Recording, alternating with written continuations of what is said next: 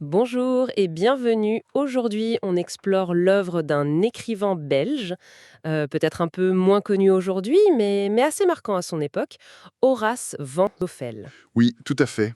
Et on va se concentrer sur un de ses romans policiers, paru en 1931, Le Casse-tête Malais. Exactement, un titre déjà intrigant. Alors l'idée, c'est de voir un peu qui était cet auteur, et puis de s'immerger vraiment dans l'ambiance, l'atmosphère très spéciale de ce livre. Hmm, C'est un peu un voyage dans le Paris populaire des années 30, quoi. On va aller voir les coins sombres d'un immeuble parisien, rencontrer les habitants. Des personnages hauts en couleur, on peut dire. Oui, voilà. Et sentir un peu le poids de l'époque, hein, cette époque troublée. Tout ça, bien sûr, sans révéler la fin, l'énigme. Bien sûr, on ne gâche pas le plaisir. C'est parti pour une analyse un peu plus poussée. Alors, Horace Van Hoffel, oui, ce n'est pas n'importe qui. Son élection à l'Académie royale de langue et de littérature française de Belgique, ça montre quand même une certaine reconnaissance, hein. Ah oui, c'est une institution. Voilà. Donc, avant de plonger dans le casse-tête malais, c'est bien de situer un peu l'homme, son œuvre dans le paysage littéraire de l'époque. D'accord. Alors qu'est-ce qu'on sait sur lui, justement? On n'a pas trouvé énormément de détails sur sa vie privée, mais bon, l'Académie royale, ça pose un peu le personnage. Oui, ça indique qu'il était bien établi. Est-ce qu'il écrivait seulement des policiers? Non, non, son œuvre est plus large que ça. Il a touché à différents genres. D'accord. Mais c'est vrai que son travail dans le roman policier, et le casse-tête malais en est un bon exemple, ben c'est particulièrement intéressant. Hmm. Ça s'inscrit dans un moment où le genre était en plein boom en France, en Belgique. Pensez à Siménon, qui lançait Maigret, à peu près au même moment. Ah oui, c'est vrai. Van Hoffel, lui, il apporte sa touche personnelle, quelque chose d'ancré dans un réalisme social, mais avec des éléments, comment dire, un peu plus inattendus. Un réalisme social avec une touche d'inattendu. Ça donne envie. Alors, allons-y, plongeons dans ce Casse-tête malaise, 1931. Le titre déjà. Oui, évocateur. Où est-ce que ça nous emmène? Ça nous transporte direct dans un Paris loin des cartes postales, hein. On est au 66 bis de la rue de la Tombissoire. La tombissoire, rien que le nom. Oui, c'est ça. Et dès le début, l'adresse, ça respire la misère, le délabrement. On nous décrit un bâtiment sinistre, une baraque, comme il dit, où la saleté, l'usure, c'est palpable. C'est le décor principal, donc. Et c'est presque un personnage en soi, cet immeuble. J'imagine que dans cette baraque, il se passe quelque chose d'assez rapide, hein, un drame. Exactement. L'intrigue démarre très vite, hein. C'est efficace, comme souvent dans les bons polars de l'époque. Le propriétaire, Monsieur Gustave Le Corbu, Mhm. un vieil homme connu pour être terriblement avare, méfiant à l'extrême. Le cliché de l'avare. Un peu, oui. Il est retrouvé mort dans son lit, et c'est brutal, le crâne fracassé. Ah oui, quand même. Et l'arme du crime présumé, là ça ajoute une note d'étrangeté, un casse-tête malais. Un casse-tête malais. Au 66 bis rue de la Tombissoire. C'est pour le moins inattendu. Voilà. Ça sort de l'ordinaire, c'est sûr. Et il vient d'où cet objet? Eh ben, c'est là que ça se corse. L'arme appartient à Raphaël Lair, un artiste peintre qui vit tout en haut, au dernier étage. Un artiste. Oui, un bohème, un peu fantasque. Il a une collection d'armes exotiques chez lui. Lui et sa femme Renée font partie des nombreux locataires de cet immeuble. Et chacun, évidemment. Chacun va être suspect? Potentiellement, oui. Ou témoin clé. Cet immeuble, c'est un vrai huis clos. Ça grouille de vie, de secrets. C'est intéressant cette idée de l'immeuble comme huis clos.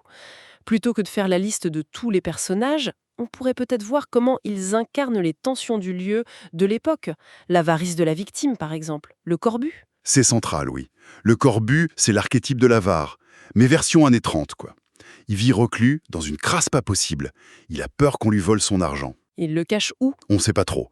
Peut-être dans son matelas, c'est une obsession chez lui. Il refuse qu'on y touche. Et cette avarice, ça a des conséquences terribles sur sa famille.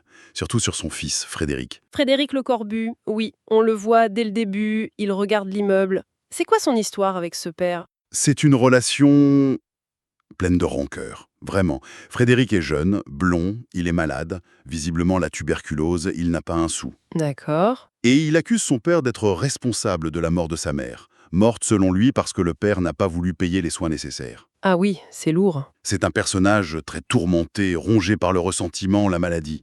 Il semble avoir des visions, des rêves étranges liés au crime. On sent le drame familial, là, qui se cache derrière l'enquête. Et les autres femmes, la concierge par exemple, figure classique de l'immeuble parisien. Ah oui, incontournable. Mame Brao Thérèse. C'est l'ancienne bonne de Le Corbu, peut-être un peu plus. Elle sait tout, elle écoute aux portes. La concierge typique, quoi. Oui, curieuse, ambitieuse pour son fils, François. Et elle a même un côté un peu ésotérique. Elle tire les cartes, elle aurait prédit la mort de Le Corbu. Ah, intéressant. Elle représente vraiment le cœur, parfois un peu trop curieux, de la vie de l'immeuble. Et ce fils François, il est dans le coup aussi?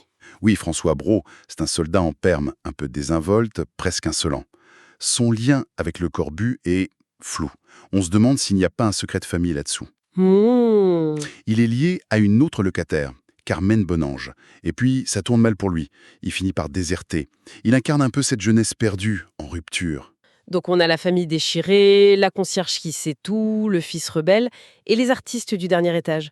Raphaël Lair, celui à qui appartient le casse-tête, et sa femme Renée. Ils apportent quoi? Alors, il fait des formes absolument incroyables. C'est la touche bohème, une légèreté apparente, mais aussi la précarité.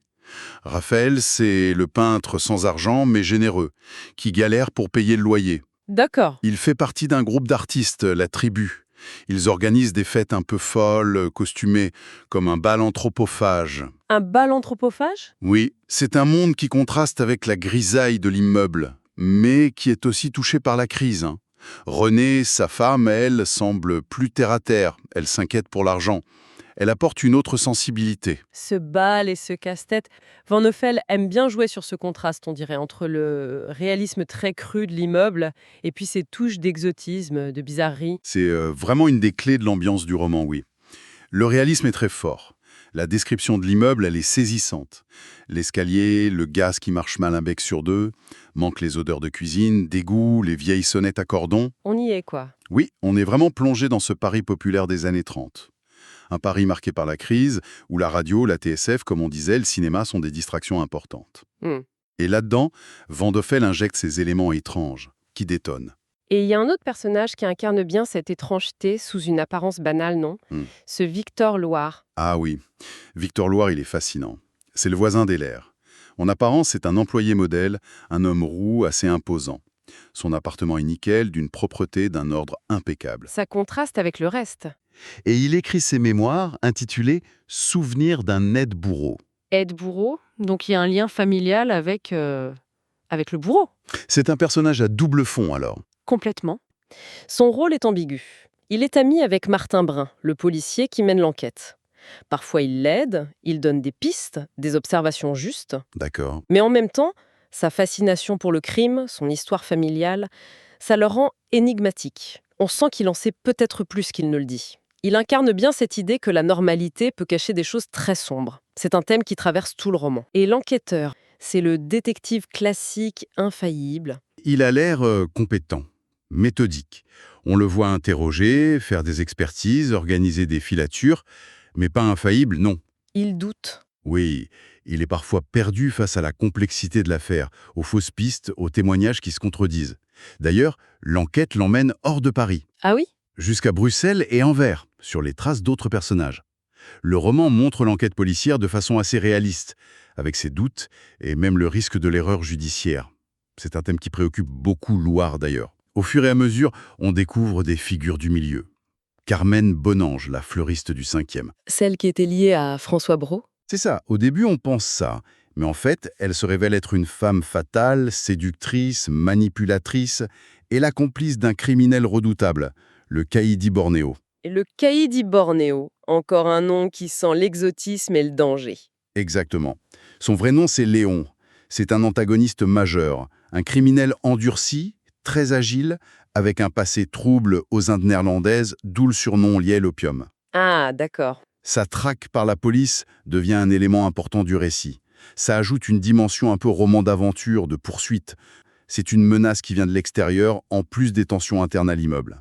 Tout ça, ça donne une intrigue bien riche, une galerie de personnages complexes. Parlons un peu du style de Van Neufel. Comment il met ça en musique? Vous parliez d'efficacité narrative? Le style est très direct, très vif, il y a énormément de dialogue. Ah oui, Oui, ça donne un rythme rapide à la lecture. C'est assez typique d'une certaine littérature populaire de l'époque, hein. On cherchait à accrocher le lecteur tout de suite. On n'est pas dans les longues descriptions psychologiques à la Proust, là on est dans l'action, dans l'échange. Mais vous disiez aussi que les descriptions des lieux étaient très fortes, très précises. Oui, il y a un équilibre intéressant.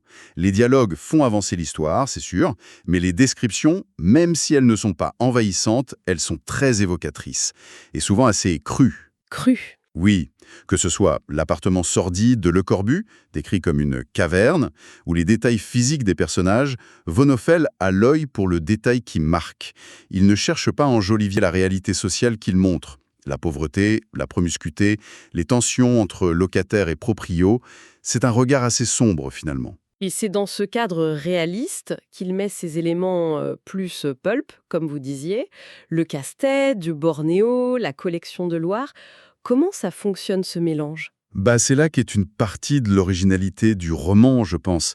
Il ancre son histoire dans une réalité sociale très concrète, que ses lecteurs de l'époque pouvaient reconnaître, et puis il y ajoute des éléments qui relèvent du sensationnel, de l'exotique, du macabre. Le casse-tête lui-même? Oui, cet objet est fascinant. En bois, incrusté de nacre, hérissé de dents de requin. La description est forte. Ce n'est pas juste une arme, c'est un symbole. Un symbole de quoi, à votre avis? Peut-être de l'irruption d'une violence primitive, venue d'ailleurs. On nous parle de Polynésie, d'un rituel d'élimination des vieillards. Ah oui. Une violence qui débarque au cœur de ce Paris misérable, mais pourtant civilisé. C'est un objet qui passe de main en main. Raphaël, Frédéric, René, Martin, Brune l'examinent. Il semble contaminer ce qu'il touche. Il catalyse le drame. Il matérialise la violence latente qui couve sous la surface de cette société en crise, sous les apparences parfois trompeuses des personnages. C'est une lecture intéressante, ça, au-delà de savoir qui a tué le Corbu. Quels sont les grands thèmes que Van Noffel explore ici? L'avarice, on l'a dit. L'avarice et ses conséquences dévastatrices, oui, mais aussi la complexité et souvent la toxicité des liens familiaux. Le ressentiment père-fils, les secrets de naissance possibles autour de François Brault, et puis la lutte pour la survie, elle est partout. Oui. La précarité des artistes, l'ambition de la concierge, la criminalité comme seule issue pour certains. Le roman joue aussi beaucoup avec l'idée de culpabilité, non? Beaucoup de suspects, de fausses pistes. Tout à fait. La culpabilité, elle flotte. Presque tout le monde a un secret, un mobile potentiel. Le récit explore aussi comment la perception, la mémoire peuvent nous tromper. La confession de Frédéric, par exemple. Est-elle réelle? Est-ce un rêve? Induite par la fièvre, par la manipulation de l'arme?